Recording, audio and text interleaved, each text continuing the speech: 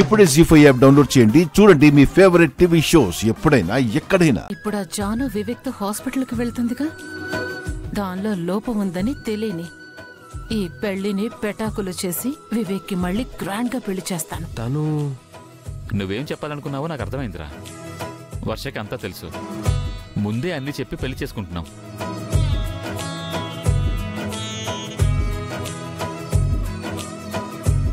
పెళ్లికి ముందే అన్ని చెప్పడం ఏంటమ్మా? ఏం లేదు బామ్మగారు, కాలేజీలో చదువుకునేటప్పుడు ఒక అమ్మాయిని ప్రేమించాను. ఒకరోజు అనుకోకుండా మేము ఫిజికల్గా కలవాల్సి వచ్చింది.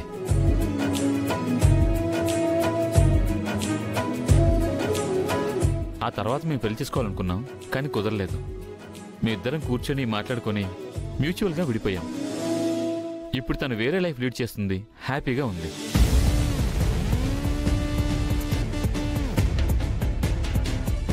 ఇప్పుడు నేను ఈ అమ్మాయిని పెళ్లి చేసుకొని మూవ్ అవ్వాలనుకుంటున్నాను. ఇదేదో నీకు రివర్స్ స్టోరీలా ఉందే. ఒక అమ్మాయిని ఫిజికల్ గా కలిసి వేరొక అమ్మాయిని ఎలా పెళ్లి చేసుకుంటారు? ఆ అమ్మాయి జీవితం ఏం కావాలి?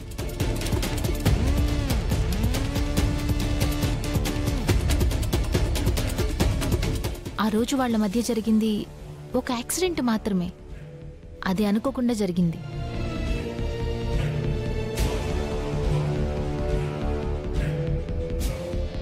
ఆ తర్వాత సిచ్యువేషన్స్ వల్ల వాళ్ళు పెళ్లి చేసుకోవడం కుదరలేదు. అంత మాత్రాన లైఫ్ని ఆపేసుకోలేం కదా.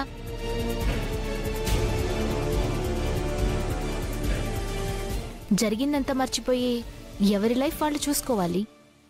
అప్పుడు ఎవరికి ఏ ప్రాబ్లం ఉండదు.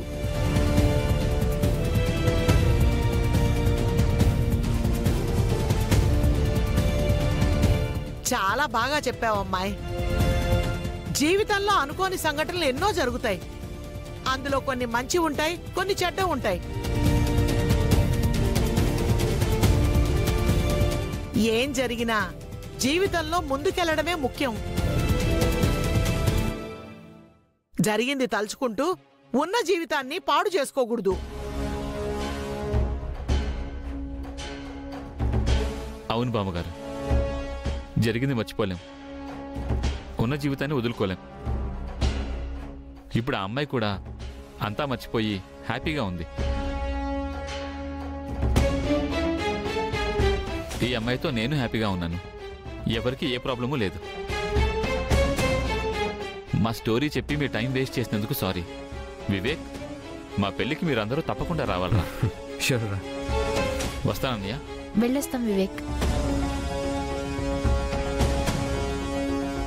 విన్నావా మనీషా? జీవితం అంటే అది. ఏదో జరిగిపోయింది అని ఊరికే గగ్గోలు పెట్టడం కాదు. ఎవరి జీవితం వాళ్ళకు వదిలేసి ఎవరికి వాళ్ళు తమ జీవితాన్ని జీవించాలి. అర్థమైందనుకుంటాను.